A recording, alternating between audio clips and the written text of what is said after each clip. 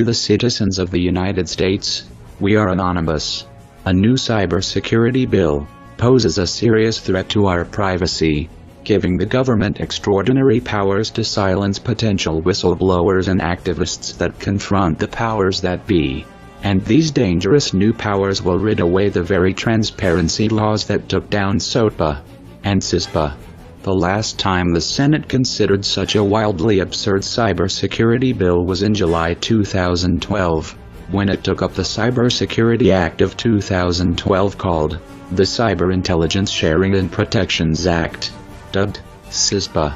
Now, they are at it again, calling it CISA, which stands for the Cyber Intelligence Sharing Act.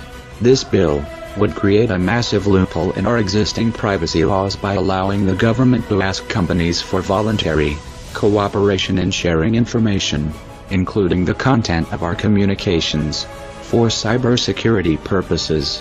But the definition they are using for the so-called cybersecurity information is so broad, it could sweep up huge amounts of innocent Americans' personal data. If you are aware that your data is being shared by the federal government, you cannot do anything. You cannot sue. You cannot speak, because they see you as a threat that needs to be silenced. Corporations are the main backbone of this bill.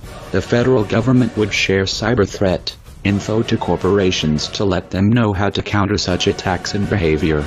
Yet, in return, companies like Verizon or AT&T, for example, need to give the United States government customer data, not of specific people, but of everyone. Unlike CISPA, CISA would allow companies to maneuver trade agreements to share personal and confidential data that doesn't belong to them. They would share it with state, local, and federal law enforcement without the customer's consent, which in turn creates a backdoor wiretap to anyone that is a potential and imminent threat to the federal government. Everyone is a target. Companies hold the power to change this bill, not the people in D.C. Even if corporations place themselves within misconduct, legal sanctions will hold them. Such effect is problematic and unethical. The Fourth Amendment protects Americans' personal data and communications from undue government access and monitoring without suspicion of criminal activity. The point of a warrant is to guard that protection. CISA would circumvent the warrant requirement by allowing the government to approach companies directly to collect personal information, including telephonic or internet communications, based on the new broadly drawn definition of cybersecurity information. Instead of limiting the use of data collection to protect against actual cybersecurity threats, this bill will clearly target potential government whistleblowers and civil, political and human rights activists. It's clear that the law is an attempt to give the government more power to crack down on whistleblowers or insider threats. In popular bureaucratic parlance, the Obama administration has brought more leak prosecutions against government whistleblowers and members of the press than all previous administrations combined. Who are the creators of this bill?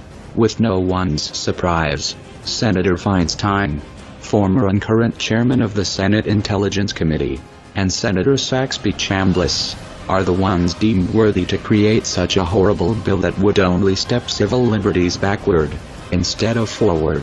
CISA will also be held as a classified bill that would overturn any open records request or FOIAs. This would destroy our chance, as citizens, to revise this bill, or better yet, destroy it. The next hearing will be July 4th. Although this bill is not getting any media coverage, we will investigate further, along with other bills that have been abused, such as the National Defense Authorization Act, and the authorization for use of military force. We are anonymous. We are legion. We do not forgive. We do not forget. Expect us.